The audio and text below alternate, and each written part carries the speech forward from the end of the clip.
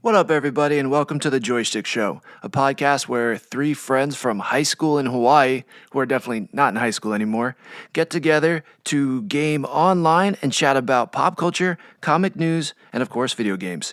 So kick back and please enjoy our convo on the latest She-Hulk, Rings of Power, and House of the Dragon episodes, along with a little review on Don't Worry Darling, and last but not least, our comic book club.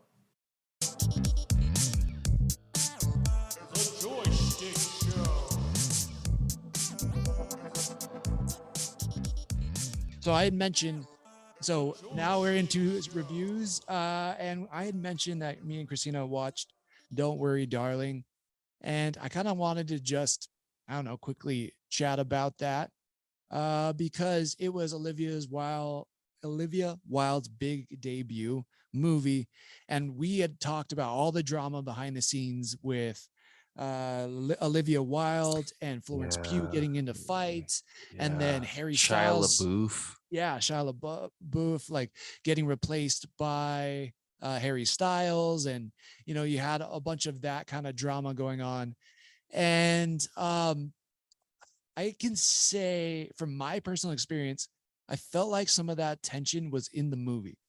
And I know some of it might have been on purpose, but there was also some just tension in there that felt just uncomfortable, and maybe that the cast didn't like each other. I don't know. It was kind of interesting. That's all I can say about that. But yeah, it's definitely, it's an interesting movie. We walked away from it, Christina and I walked away from it having a long conversation about the movie and what we liked and didn't like. I think we both didn't think it was a great movie, but there were a lot of concepts and things in it that made us think and go, wait, but what about this? And wait, why did that person do that? So there was some loose ends that weren't tied up, but it also was a thinker. It made you, just sit back and think about what you just watched. Yeah, it kind of reminded me of a big, like a long Black Mirror episode. Could you could you do a pro and a con? And what I mean by that is, the pro is, what is a scene or a concept that you definitely enjoyed, and then obviously the opposite. Well, there was a lot of fellation. So wait, what? There was, but no, that wasn't my favorite part of it. The fellation? What? How is that not? Wait, was it? Wait. Did you see pee in the mouth, or what? What's going on with this? Harry Styles ended up between Florence Pugh's legs a lot. Like, talk about a Harry Style. Cunnilingus all day. Okay. Wait, did we get to see Florence's Pugh, or what's going on? Not that I saw. No. Okay. But okay, so let's think some pros. I mean, it was really well acted. Okay. Like, Florence Pugh is awesome in it. Like, there's just the emotions she can convey in her face without saying anything is like, she's so talented. She really is super talented. I liked Nick Kroll in it. He still was kind of funny in some parts, but he was kind of serious and kind of scary in some other. I was like, ooh, that's nice. Like Nick Kroll. Nick. Yeah, that was good. Christina told me that a lot of people were kind of dissing Harry Styles for his acting. And so I went into it maybe thinking he was just going to be horrendous. But after watching it, I was like, he's not that bad. I didn't think there's points where he's mad or upset. And yeah, I thought he did a pretty decent job. The cons for me were, I just think the writing was so scattered. Like, I didn't understand. There's a big kind of twist. The twist. Yeah, there was a twist, but it didn't land for me, and it was just kind of awkwardly placed, it felt like. Interesting. And there was just, like I said, there was a lot of like loose ends that were never tied up. Wow. And that they made a big deal to highlight in the movie, but then they didn't go into it or solve that. Interesting. And that was kind of frustrating, I think, when I like kind of took a step back from that. I guess, would you say that do you like Olivia Wilde's directing? Because I believe she's directed other things before, but this is supposed to be her big like cinematic bigger than other movies she's done before. So do you think this is her best work? I mean, I Would you haven't say? seen her other stuff that she's directed. I know she directed like a short length movie. But yeah, I don't know. I've never directed anything, and I can't say that I would have done a better job, but it just felt it felt at times really, it felt too aspirational or too big for what was able to be accomplished. Interesting. So that's my thing. I think she did a pretty good job with putting, like, it's beautifully shot. Like some of the scenes and the angles on things are like so beautiful. And there's like this amazing kind of drone work that they do swiveling around this mountain and with a steady cam and all that. It's like really beautifully done, but it doesn't really end up answering some of the questions that I feel like as a viewer watching it, you naturally would have. Oh, And interesting. also, yeah, like the character dynamics and everything, it's like it seems like it's purposefully off, but again, it never really connects. It's just, I don't know. Yeah, it just feels like a lot to be wanted still at the end of it. Wow. Now, do you remember the movie Booksmart? I know the name. Booksmart was with Caitlin Dever and I don't remember the other actress's name, but essentially they're two friends. It was almost like a sort of female-ish style of, oh my gosh, what is that movie with Jonah Hill and Michael Cera? Superbad? Yes, there's a female version of Superbad? Superbad. Oh, wow. You forgot Superbad. Yeah, sorry. That's super bad of me. Nice. Are you gonna Oh yeah, sorry. say anything So about that movie? sorry. So I enjoyed that movie, and in terms of what Olivia Wilde brought, I think that's, I don't want to say she can't go outside of that genre, but I think she did really well in that genre because I feel like that's the majority of what her acting was to an extent. I mean, she definitely can do a like a serious role, but I think, I don't know. I don't know. I'm just having opinions. So these are my opinions. But other than that, I think there was a lot of not only criticism, but there was a lot of like hype around the movie. And to hear that it went so south between all the actors, maybe it was a way of method. I do know. I was watching Matt Damon. I think it was Vanity Fair or maybe Wired. It's where they go over their, or Vogue. It's where they go over their kind of history of what they've acted in. Yeah. And he talks about how Tom Hanks and Steven Spielberg for Band of Brothers, but what was that movie that he was in? Saving Private Ryan. Yeah. That the director told the rest of the crew that Matt Damon wasn't going to be a part of boot camp, and specifically said that so that there was tension in the scene and so that they felt like strangers. So maybe in a positive way, shape, or form, maybe Olivia was going for that. But from what you're saying and from what the critics are saying, that's probably not the case, or maybe it did not work as well as maybe potentially thought for it. So more opinions, more thoughts. Yeah.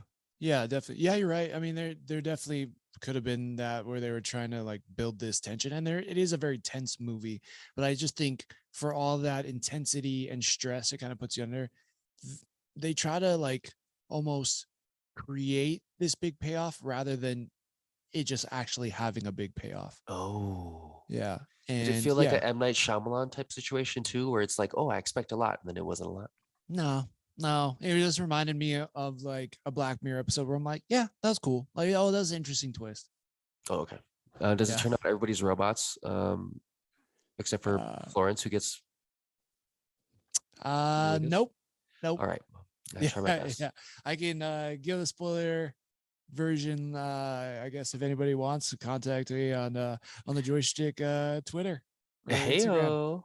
And yeah. Well, yeah, you it's okay. something you can spoil is your review of the She-Hulks.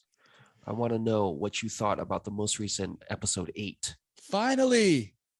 I mean, they teased Daredevil in episode, what was it, 5 or 6? Yeah, they put the end? tip in, and I wanted it all, you know?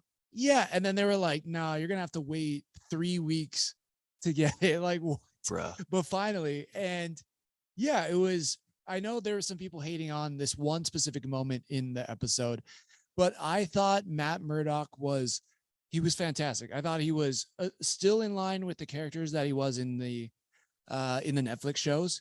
I thought they brought back the costume, which was dope.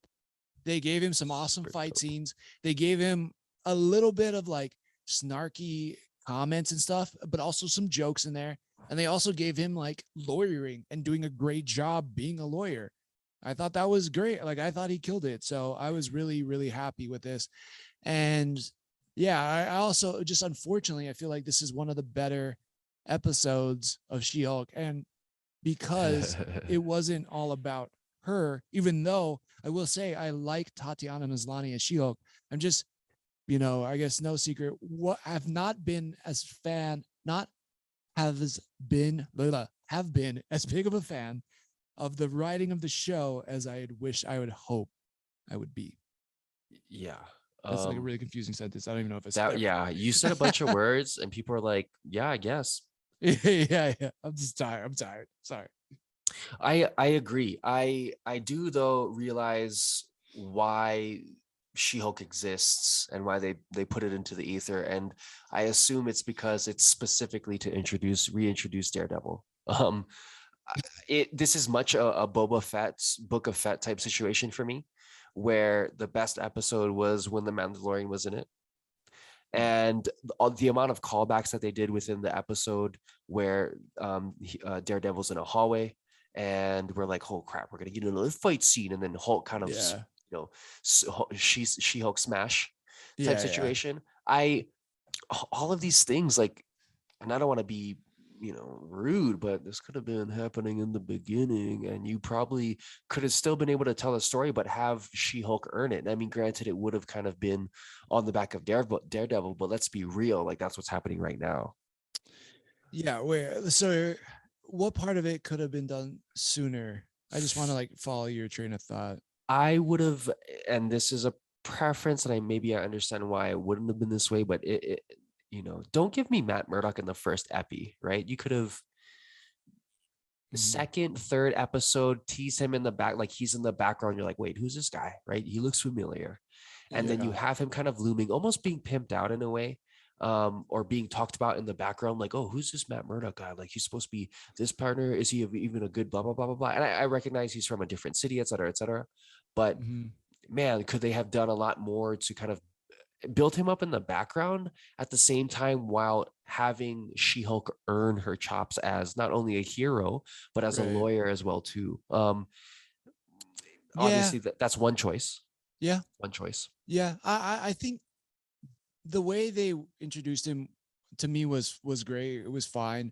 It's more about what She-Hulk has gone through to get to this point of now meeting him, where like I don't know, and this is the part that frustrated a lot of people online. The scene after they're done fighting all the crime and, they break into the lily pad place. It was they're sitting on the rooftop. They're having that conversation, which is great. The conversations between Jen and Matt were fantastic. Hey, Jen can, fix things when the law fails or when society fails. Right. And then the law can step up. But She-Hulk can, defend people when the law fails. And I love that line right there. And her kind of realizing, oh yeah. And then also like they have that rooftop thing where I don't specifically remember that conversation, but I just remember that one being going really well. And then he asks her out. And the next thing is that they're like hooking up in her house. Yeah. So that to me seemed a little bit, it was an interesting choice. I'm not as upset about it as some other people have been, but the online consensus was like, Matt would never do that. He's too good of like a Catholic, prop and primper. Why can I like prim and proper? Prim and proper. Oh my God. Talk about that in reverse. But yeah, he's way by like, he's like a good old boy in a sense, but more because of his religion. And yeah, like, so I know that kind of threw some people off. It was an interesting choice and I'm not mad at it, but just the way it kind of got there was very, No. very interesting. And it's also like, man, and good for Jen. She's getting hers in, but she's hooked up a lot on this show. And it's yeah. like, good for her, but it's also like, wow, like, I don't know. It's also like, I don't know. It's starting to wonder. And Matt is that good guy, because we have history of him. We've seen him in the Netflix show if you've watched him there, and you also like know him if you've read the comics. But also, I don't know. I guess like, yeah, I don't know how to say this without sounding sexist. You know what I mean? It's just like, I wow, mean, she's hooking up a lot. It's just a surprise, I guess. I will say. so I mean, obviously we can turn this into many different things, but Mhm. it is very, and I think this can sum it up in very few words. It is very current and Disney of what they are doing currently. How so? In the sense that, again, we talked to there's been kind of a consensus. Well, I shouldn't say there's been a consensus. There are a bunch of people Mm-hmm. who kind of think the Marvel universe as a whole is kind of going the way of strong female characters, which is fantastic.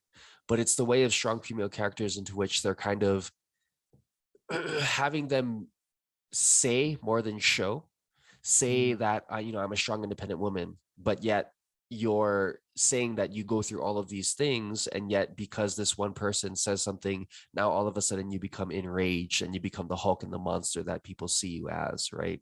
And that was true to form in that ending episode, or I should say part of the end of that particular episode. Yeah. I But don't know about the Disney side of it, but I felt like that one was actually fair. Because if I somebody had leaked a video of me having sex, I probably would be pretty pissed too. for sure, right? Yeah. But at the same point in time, like we understand what was meant to be in that situation, that they were Mhm. forcing her hand in that sense.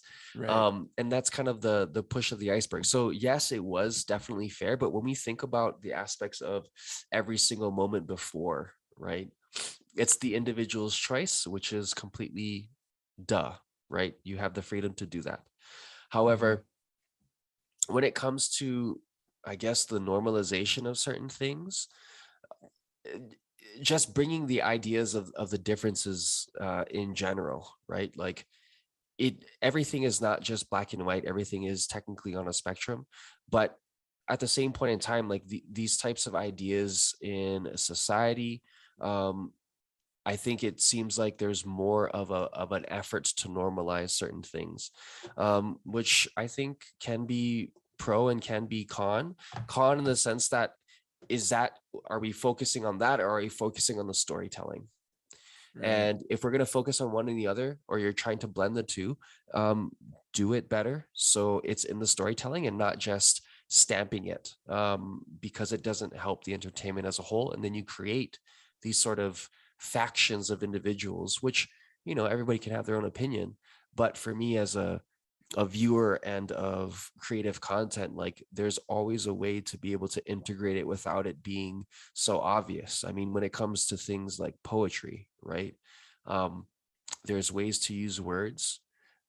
There's ways to use white space, and you have to use them in conjunction to create something beautiful, right? If I just kept on writing haikus, you're going to get bored of haikus, and you're going to start to see that pattern, and people are just going to get tired of it. And not to say that whether or not the content in the haiku is important or relevant, but you have to put it in a medium into which people are going to digest it easily, and in a way that they're going to not manifest it, but they're going to take it in and actually like retain it, right? Not just, oh, okay, fine. Oh, okay, fine. I tried to say a lot of things very vaguely, obviously, because Yeah. we don't want to enrage the internet, but if you just take some time and listen, understand, put in some words, put in some thoughts and ideas into that general thought process, you'll get what the fuck I'm talking about. Okay. Yeah. My issue at least with the show so far. And again, I want to say that I loved this episode. It was actually really good. Yeah, I agree. There was a lot I really liked about it. My issue with the show is that it just it seems like the comedy one for me, it's just not really landing, and I don't really know who it's landing for.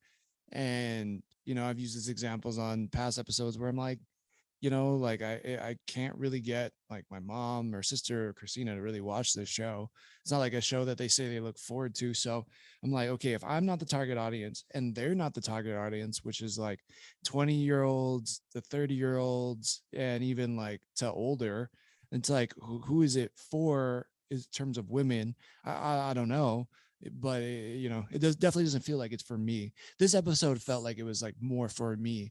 Yeah. But I think the other thing is that okay, the comedy doesn't seem to be really landing for me, but also it's like, yeah, I don't know. I don't really know what Jen is learning. I think this whole time, up until episode 7, it was like, what is Jen really learning here?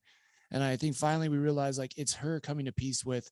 It's not Jen. It's not She-Hulk that she needs to make peace with. It's Jen that she needs to make peace with, that she needs to be more happy with who she is as a person. And I get that, but I just felt like the way they were getting there, it just wasn't really landing for me. And I wasn't really like as sucked into it as I would have liked. And also like, I don't know, the overall implications, it just really felt like it demeaned a lot of things or like lessened a lot of things in the MCU. And people would be like, oh, you were taking it too serious, or you don't, it's just like a comedy. You should have known that. It's like, I get that. But also it's like, there's shows like this last episode was a perfect example of like, you can still, give credit and like respect previous content without like diminishing it or like dissing the people who may have liked previous content. Yeah. And yeah, I don't know. Again, I want to see She-Hulk and other things though. I like Tatiana Maslany a lot. I just like it. Yeah, it just was really interesting in how it all kind of came together, and it just didn't really necessarily work for me. But we get the finale next week. Man, Daredevil was badass though. Just the way he moved around, I want to say that, and his agility and his ability to move and just how acrobatic he was so badass. It was definitely more comic accurate, which is cool. That part of it was bad. And like when they were like fighting and she's trying to talk to Leapfrog, but instead of like talk to him, while she's trying to talk to him and talk through the case, like Daredevil's still kicking ass while giving legal advice. I thought that was like a really nice touch. Yeah, I'm trying to think. No, yeah. I say all those things are super good. I, and this is just my worry, is when the first Avengers kind of came together, you saw the weight of the individual characters and what they were carrying in terms of, Thor is kind of a renegade, but he's Odin's son. And Captain America had a love from a past life. And he's trying to be Captain America. You have Iron Man, who's super smart and intelligent, but he's trying to like overcome himself so that he can be with Pepper Potts, all these kind of like interpersonal, very not necessarily general, but relatable things, right? And to me, I think in the newest iteration of what the Avengers is going to become, they carry the weight of so much different things, like culturally and pop culturally, and so definitively as well too, that is it a representation of America as it is now? For sure. And is it a representation of society as it is now? For sure. But at the same point in time, you're putting a lot of chips on these people's shoulders. And if you don't do a good job, in my opinion, the repercussion could be more detrimental than it would be beneficial. Yeah. We'll see. We'll see, yeah, right? Yeah, we'll see. We won't be able to know any of those things, I think, till like 2026 or some shit. or maybe even longer. But yeah, I don't know. I don't know how this could be harming anybody either. You know what I mean? Like, I don't see how. It's just a different take on it, and I don't know if it's working. Like, I just don't know if it's landing for a lot of different people out there. But regardless, like, they'll take the feedback, and they'll do what they need to with it for future stories and maybe craft better stories, or maybe not. Maybe it's me who's not getting it or not understanding, and maybe I'm just like a dumb cisgendered male. Like, I don't know. Maybe that's what it is, but yeah, it's just not landing for me. But yeah, I'm excited to see what happens in the finale, which we get this coming Thursday. And yeah, it's gonna be a finale. We'll see what happens. Finally, the finale. Yeah. I mean, In terms of, did you get to watch The Rings of Power by chance? I did. I will be honest, like after how exciting the previous episode was, I was like still kind of on this adventure high. And then watching this last episode, I was like waiting for Eh, some crazy thing to happen. And then it's definitely more slow paced. I mean, there are Yeah. crazy things that happen, but it's not as action packed. And that it took me a few sits to like get through this last episode. Yeah, it definitely doesn't it doesn't give any more information. It doesn't really reveal Sauron. It doesn't really reveal what kind of like who those three interesting characters are and why they're searching for the Meteor Man. It doesn't really tell you who Meteor Man is going to be, whether it's Radagast or Gandalf or another blue wizard. Even though technically speaking, I think the blue wizards come later on. You don't really get to see you lose some characters, but we definitely know they're not gone, because they're the main characters in the lore as a whole. We don't really get to see any more cultural differences. We don't get to see much really in this show. We just kind of see almost like a re-engaging of every single character post that big explosion from Mount Doom. Mhm. And I believe that was the penultimate episode. Yeah, I think so. How many episodes are this season? I want to say 10. 10. Okay, that wasn't 9 though. I think it was only 7. So we got a few. Yeah, we got a few before the penultimate episode, which is number 9. Let me I Yeah, wonder if but no. Oh, sorry, go ahead. There's only 8 episodes. oh, that was okay. So you're right. Yeah. That was okay. So that was the whole setup Yeah. right before we get the big finale, which makes sense when you put it that way. It was very penultimately, like there was a lot of like deciding and linking up certain characters and putting them on certain paths, and a lot of dialogue, and the final conflict is definitely going to be there for a lot of these characters, which makes sense. I mean, I'm nervous for the finale just because a lot of expectation. I mean, so if you're not going to have the big ass final battle, you're not going to bring people together, you're not going to make more Easter eggs, you're not going to tell more about how it connects to the Lord of the Rings. And we'll get into House of Dragon a little bit later because I have some thoughts, but Mhm. people are expecting large battles because that's what they like. And I know we have kind of like the Star Wars lightsaber type overlapping where, it's trying to tell a story from a different way, and it's taking from multiple different IP from Christopher Tolkien redoing his the work of J.R.R. or just looking into the stuff that's around the house. But for me, if I don't see more battles, Mhm. I'm going to be disappointed. Like, you can go into character development as much as you want to, but Mhm. yeah, I need to see more battle. I need to see the dwarves and elves and Numenorians fight orcs, and I need to see Sauron come to power and make the ring. I need to see that. I haven't even touched the rings yet. We haven't even done the ring thing yet. Right, It's right. called Rings of Power. I don't see no rings. Yeah, right. Yeah, exactly. That's so true. But yeah, we do know we're getting a season 2 already, right? So Yeah. that they've already started filming that. Yeah, it's so funny because we have all the pieces that are in place now, right? Like we know Sauron's armies are moving. Mordor is now being created. The Mithril is there. It's in the mix. So yeah, it's just a matter of time. But yeah, it's funny how in the Rings of Power, it's literally the setup for how the rings were created. I thought we were getting it when I had first heard this about the show. I thought, oh, we're gonna be getting rings right off the bat, and or we're gonna be seeing the creation right off the jump. But that has not been the case. So I think we're at least going to see something being made in this last episode. Maybe it's the One Ring. I don't know if that's the first one, because now we have Mordor, we have the volcano where it was stemmed from. So I wonder, yeah, I would think in this one, something about the rings has to start Yeah. getting going here. There needs to be some I manufacturing going on. I believe the rings were created before, and Sauron heard of it and then was like, "I'm going to create a ring that rules them all." Mm. Um, but I mean, it's fine. I'm just impatient. I get it.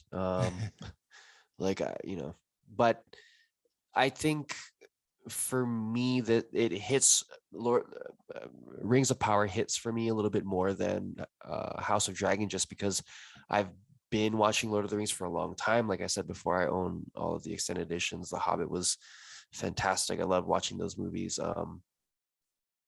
But in terms of man, I just want to see more, just as a fan, and that's asking too much. And I recognize, again, I'm just impatient. So Oh yeah, it's coming. What's your take on Halbrand? Do you think he's actually a good guy now, or um I don't know. My sneaking suspicion is that Halbrand is Sauron. Um, right? because Sauron is a shapeshifter. He can turn into different things, Mm-hmm. different cohesions, and in that sense, like he could just be picking at Galadriel, and wouldn't it be awesome, because Galadriel is looking for Sauron the whole time, and he's right Right. underneath her nose. That could be an interesting twist. And he also, I mean, he controls the Southlands, right? And Sauron took over the Southlands, so Mm-hmm. it could be an easy kind of way through. Um, would be interesting in that sense, because technically speaking, Sauron was already in Numenor, creating, putting the whispers of worship, Morgoth worship in Numenor. That's why Numenor ended up being destroyed in the books. It's not a spoiler if you read. And Mm-hmm. he was in the ear of the king at the time, and the Black Numenorians existed, essentially those who were devoted to Morgoth and Sauron. And so, do you remember in The Return of the King? Yep, I remember the And movie. then the Witch King was like, no, there was the mouth of the tongue of Sauron. It's just guy with this big mask, and he has just like crazy teeth, and he's like, "We will accept your surrender." Yeah. That guy, Right. that guy's a Black Numenorian. Oh, okay. Yeah, Numenor that's So turned to the dark side, basically. yeah, Yeah. so there's tons of that going on. So I think Halbrand is that, would be my guess. What are your thoughts? Yeah, I don't know. I mean, yeah, the more on your end, like I would have to agree with you since you're more of an expert. But yeah, I don't know. I just have this weird suspicion about him, and it just seems convenient that he accepts he's like doesn't want to be king, doesn't want to go over there, and then he's like, okay, fine, I do. Then he's like, hey, we have a new king. He's like, yeah, I'm the king. And then it's like weirdly gets injured. I don't know. It all seems a little too convenient. Mm-hmm. And that part of it, I don't know, just don't buy him. Like I don't really agree. I don't know, something about him just gives me a weird feeling. So I don't know if he is Sauron, but if not, he's a dark Numenorian or something like that. Cause yeah, he gives me a weird feeling. Um, we also got to see the Harfoots in this one, and we haven't seen them in a while. I feel like I don't know, that story's kind of interesting. Yeah, the Gandalf guy is, I mean, the stranger, if we call him. Yeah, I know you kind of touched on a little bit. We think he's Gandalf. Is he not? Yeah, I mean, the wizards were created by the Valar. Um, Right. and so I mean, I don't know, because he has such a fond, he's been talking to the trees and the things and the such. So that kind of gives more of the idea that he's probably Radagast. Radagast is from The Hobbit. He's the one who rides with the jackrabbits and stuff, because he's Yeah, he's more yeah. nature driven. At the Mhm. same point in time, like, he looks a lot like Gandalf versus Right. how they portrayed Radagast in that show. So I Mhm. mean, it could be the case of opposites, really. But I mean, they just have not really revealed like anything about the situation as a whole. So it's really hard to tell, to be honest. Yeah, yeah, yeah. Yeah, I wonder if we're going to get some of these questions answered, or that they're going to save a lot of it for season 2. But Yeah, yeah, I don't know. Did they not think that they were gonna get rebooted for season 2? Because uh, just the way that everything was kind of organized, I'm just kind of interested in like why did they choose to go this way versus because and then we'll get into this into House of Dragon, but like the way House of Dragon is structured, I mean, I have thoughts. yeah, yeah. Let's get into it. Yeah, definitely a slower episode on the Rings of Power, but we know we're in for. I'm thinking a very exciting final episode coming up Agree. this week. Yeah. So yeah, let's get into it. So House of the Dragon. What is this, episode 8? Yeah, the fun. Nope, wasn't a finale. I think it was. I think we have 10 episodes of this, because I was like, oh, that was a really bad finale, and then I looked it up and I was like, oh, Okay. I was like, I was thank like, God that's not I the was finale. like, they I mean, freaking Soprano did. I was like, what the fuck? yeah, yeah. I was like, this is a great episode, but like, no. As soon as I realized it wasn't the finale, I was like, oh, that's a pretty great episode, though. It was just like, yeah, it just wasn't like what I would want from a finale. Yeah, 100%. Please no. Yeah, but yeah, let's get into it. So we pick back up another time jump, and somebody pointed this out on the internet. I can't take I can't claim this, but they were saying every episode of House of the Dragon has been centered around a few things, either a death, or a wedding, or a birth. And so this one was definitely centered around a death.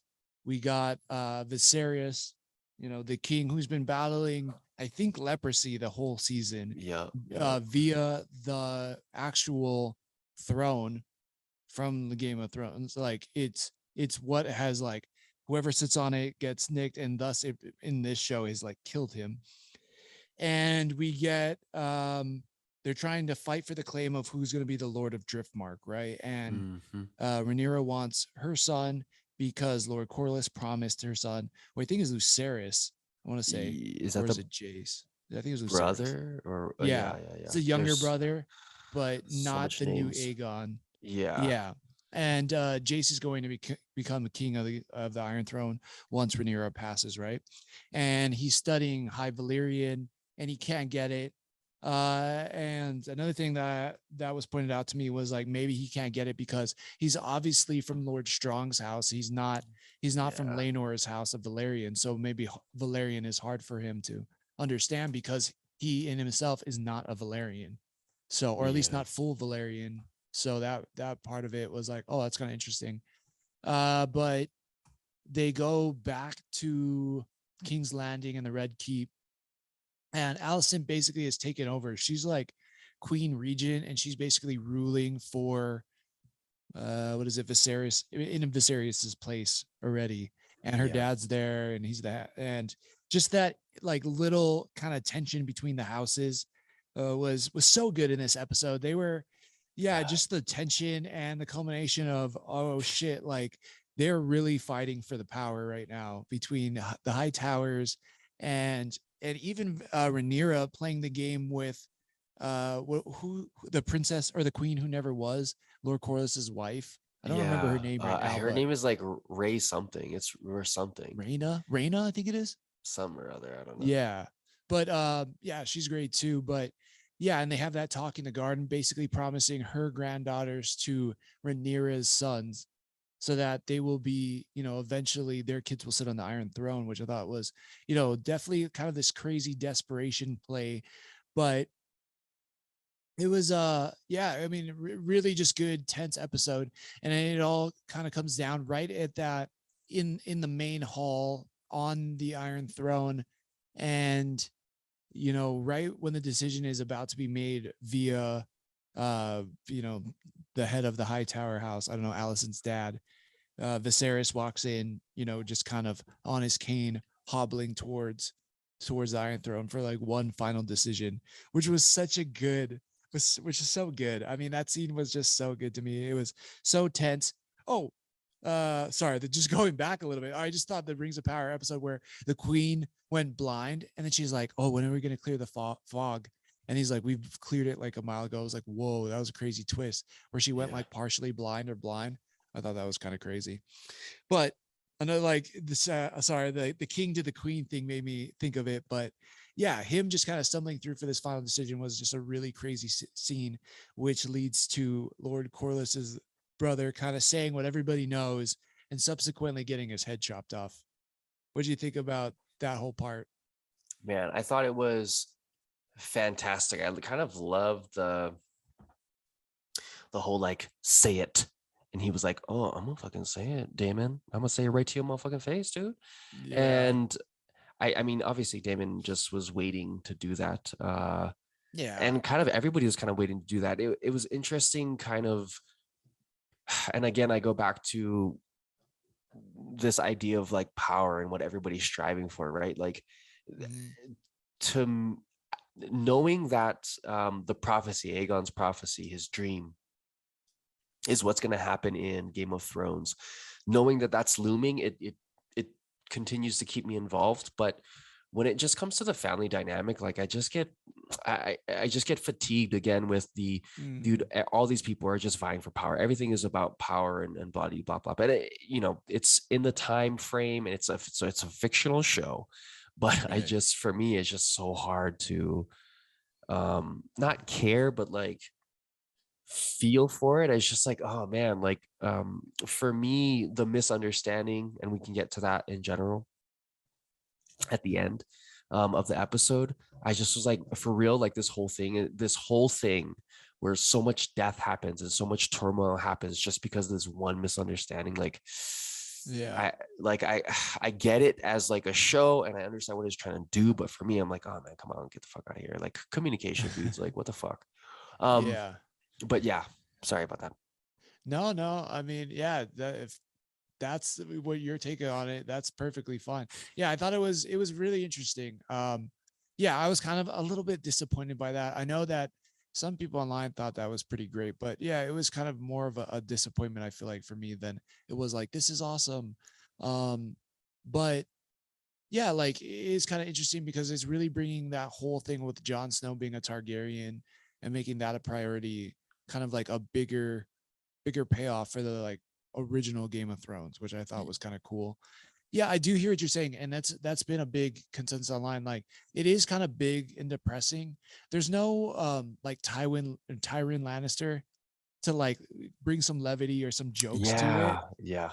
And the love interest and stuff, because we know it's all incestuous, is kind of like, it's kind of gross in a way too. So it's like even the love side of things is not as interesting maybe as some of how it was in the other Game of Thrones. What's up? I mean, it's just like, yo, you're married to your cousins. Great. Well, God, let me marry your uncle. Awesome. Right.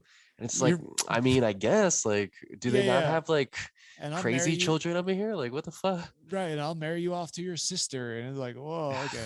Yeah. But I have heard like the family fatigue is like real for people. Or just like the despair fatigue is real in this. And yeah, I mean, there's just no levity, I think, in this show as compared to like the original Game of Thrones. But I did really like the tension and the writing and just the dialogue between the different characters. And even when the family is making peace, like, Rhaenyra and Alicent are making peace in Viserys's last hours, the kids, because they've been so ingrained in, well, your cousins or I guess your nephews are bastards, or these guys are trying to take your throne away from you, kind of thing, that this hate has kind of spilled over into the kids. It's like passed on to a new generation, even when like the parents are trying to make it right. And even when it's the grandpa's last wish. And like that part of it is kind of like, I think it was done really, really well for me. I'm like that dialogue and all that's very interesting. I do like, it's not a show. Well, one, it's not like we can binge it because it comes out week to week. So I kind of like am able to recover from it a little bit, from like the fatigue of it all. But I think that, yeah, the tension and the dialogue is so really, really well done. And it's setting up so many bigger implications for the future that, yeah, I'm excited to see where this journey goes. Like even Rhaenyra marrying Daemon. I thought that was such a, like, it seems so obvious, like, yeah, it was already heading that way, but it was Yeah. still kind of crazy the way it happened with Laenor not really dying, and yeah, them just kind of spawning it in this really interesting direction. So um yeah, just the fight between all of the younger generation and stuff was, yeah, it's gonna be very, it's gonna be sinister, I think, in the future seasons between these the uncles and the nephews, and like these two different houses that really all stem from one house, but don't act like it. No, I agree. I can kind of like I get the vibe. I get what they're trying to do. They're really trying to build the context of the situation and why everything kind of is the way it is through the family. And at the end of the day, right, like Game of Thrones becomes this, a torn family come back together to fight the bigger bad guy, Mm-hmm. which I'm about. Um, but yeah, I guess uh the Game of Thrones didn't hit. I did get in late, right? So I think the first like full season I watched was like the fourth or third season, and then so having to go back and rewatch it and kind of draw lines to connect all these dots, it was tough at points in time. So Yeah. that's probably just a me thing. No, definitely. And like, but I do agree with you. I mean, it's like this has been a tougher season to watch than like some of the other seasons. I mean, just because, and it's not just because of like the blood and everything. It's just like so much despair.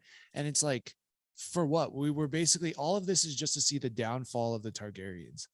I mean, Yeah. that's it, right? We want to see how Viserys, the king of everything, how did his house lose it because of infighting? And that's really what this show is about. And that makes it a tough week to week watch when there's no type of humor or whatever. So it's like funny if Yeah. we think about the comparison, right? Like I just complained about She-Hulk, just the humor not landing in it, maybe it being too much about the jokes. And then on this side, there's no jokes and there's no lightheartedness. And it's like they're like on opposite ends of the spectrum, what I mean, for me. But yeah, it's, we got one more episode to go, and I think there's still time for, we're gonna see. I mean, we're just gonna really see, does it find this place of really being interested? And I think if by the season finale you're not like, that was awesome, then this season of Game of Thrones probably isn't for you. Yeah. I would think. No, That's I agree. I think I don't want to say Game of Thrones is like an acquired taste, but I think with this one it definitely is. Like you have to be invested, you have to want to be Mhm. involved. And I think maybe that's just where the line hits for me. Yeah, for sure. And especially this season, like if you're not willing to like keep up with all the time jumps and everything, it's tough. Cause yeah, like every, for me getting used to the new Rhaenyra and the new Alicent was pretty hard. Like Yeah. I've only recently now gotten used to, okay, that is Rhaenyra, and so yeah, the time jumps, I don't know if they've really helped the show. It seems like for me they've kind of hurt the show, but I mean, I still really enjoy it. I can't wait for to see how the finale shakes out, and see how this season ends, because it's been a journey to say the least. Yeah, I so much content. It definitely stands out among other things in terms of, how it's, I guess you could say, a little bit different, and that's nice. I mean, it's always good to kind of see a differentiation in a lot of these shows, because sometimes you can just get fatigued just by, the same show over and over and over again, just kind of in a different medium. So Right. there's a positive sense in that. I think I just would have, in this particular case, I need to get more into that the next time. Mm-hmm. Mhm, Definitely. mhm. Yep. But yeah, pretty good. We got some nasty kids that have grown up now, and yeah, we'll Yeah. see Let's see how it all ends up. We got a couple awesome finales coming up this week, so it's gonna be a great week of just pop culture. I think. I mean, yeah. One thing you don't want to do is miss on the finale, and I don't think these shows are gonna do it. Yeah, what's going on? What's that one eye? Vagon? That's the one eye guy, right? One-eyed guy, right? I think so. Raygon. I want to say Raygon, Raygon. Yeah. Raygon, I might be Vagon. wrong, but yeah, it's the uncle that got his eye cut that took Rhaegar the dragon. Yes. Who I don't I because I'm not familiar with the IP as a whole, but like who is he in the Game of Thrones? He is Alicent Hightower's youngest son. And in Game of Thrones, what does he become? In the Game of Thrones, Game of Thrones. Game of Thrones. I So like think. what is he to the future of? Why is he important in that sense? Well, I think basically he's like the parallel. He's like he's their Damon, like the Nice. hot-headed cousin or brother or whatever that like wants power over everything, like is kind of like brutal, do anything to get it. I think that's the way he's going. So I mean, at some point just the way he was looking at the younger brother, Jace, I want to say that was, or was it Joffrey or Jace? I wonder if they're like the same name, but the way he was looking at him was like, I'm going to kill you one day. Yeah. So yeah, I think that's what's probably going to go down. We'll have to do a little bit more kind of some research on that and go from there. Yeah. Well, yeah, I'll have to dig a little bit deeper in that sense. I kind of am relying on a lot of the people who already know the content to kind of inform me. So I'll just Mm-hmm. do more work. Right on. What else we got? Last but not least, the new 52 for Comic Book Club. We'll wrap up with Comic Book Club. I'm almost done with it with volume 1, which is kind of cool. We kind of talked about in some previous episodes that if you had watched Shazam the movie with Zach Levi, you kind of got a gist of it. Yeah. But yeah, I'm almost finished with that story, but I'm going to start reading the next story is the JSA book 1 by Geoff Yes, yes, Johns. yes. Yeah, which focuses on the Justice Society of America, which we're going to be seeing in Black Adam coming out October 21st. So yeah, I just kind of wanted a little bit more history on the JSA overall. And yeah, I think this book is going to give us that. And also there is a little bit of some Black Adam info, I think, in there as well. So yeah, that'll be the next book, and then that'll be the last book before the movie comes out. Yeah, I kind of, when I think about the JSA, I almost think about what is that called? What was that? The Watchmen. Like I kind of Yeah. would want to see a JSA but Watchmen style, but not Watchmen, but JSA. Yeah, totally. I think that was kind of the whole premise in a way of like where the Watchmen came from was from this group, because I'm pretty sure the JSA was from like 1970s, I want to say, and it was like one of the first superhero teams. Like it was before the X-Men, it was before the Avengers, it was like before all that, before the Justice League. So yeah, it's gonna be cool to see him in this movie. They don't have all of the original JSA characters like the Sandman or Green Lantern or the original Flash or anything like that, but there is like a pretty good amount of, well, I mean, there's like some of the founding members, so yeah, it will be cool to see them live. I'm interested to see. Yeah. I can't wait to see Hawkman. Like, I know you're a Dr. Fate man, but like I've always liked Hawkman, and I feel like he's gonna be super badass in this movie. Yeah, I mean, they got the dude just kind of being a boss out there, just throwing stuff and like hitting people with a big ass mace. So that's Yeah. gonna be super sick to see. Yeah, who doesn't want to see like somebody throwing down with a mace? I do. So it's gonna be great. Yeah. But yeah, Mace that's it. Windu? Is that what you said? Yeah, throw it out with Mace Windu all day, and then Oh, we'll have Andor coming up soon as well. oh yeah. I did want to say one thing about the I know we kind of lightly talked about the throne as well too. I mean, like Mhm. that thing when Viserys was kind of just chilling and walking down, I was like, bro, how does this dude, why do they still have these things here? Like, what's the deal? You know? with what with all those swords just chilling around. Like that's so dangerous, dog. Yeah. That's a treacherous path. You trip on the way to that chair and you're getting kebabbed. Bro, I'm just But like put up a handle or like a velvet rope or some shit. Let's go. right. Yeah, definitely for that old guy. But fun fact about that scene too. Sorry to take it back. When he drops his crown, Yeah. that was not scripted. So when his crown drops and then Damon helps him pick it up, they just improv that and kept going. Ah, man. That was, I mean, I like that though. That was good. Wasn't that such a great touch? And I was like, That oh, was that was such a good, good part in the show. And I'm like, that wasn't even part of the script. Ugh, I love that kind of stuff. So great. So yeah, man, great. Well, yeah, it was a great in some ways for content, and it was not so great in others. But we will be back next week with some finales, which I'm sure we're going to be enthused about. Hopefully I can find my words next week. And yeah, everybody, if you've come this far with us, thank you so much for joining. We've had a ton of fun. Please, if you can, share this with one other person next week. You can follow us on all the socials at the JoySchtick.Show.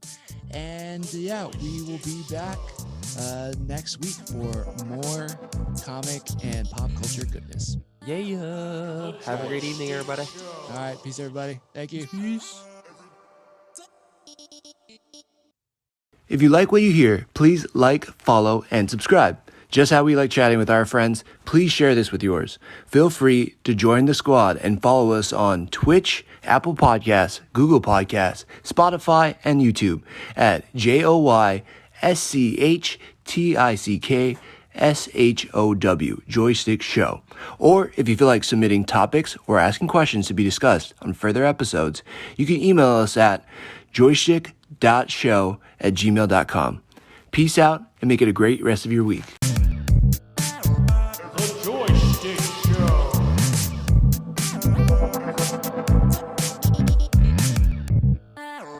The JoySchtick Show.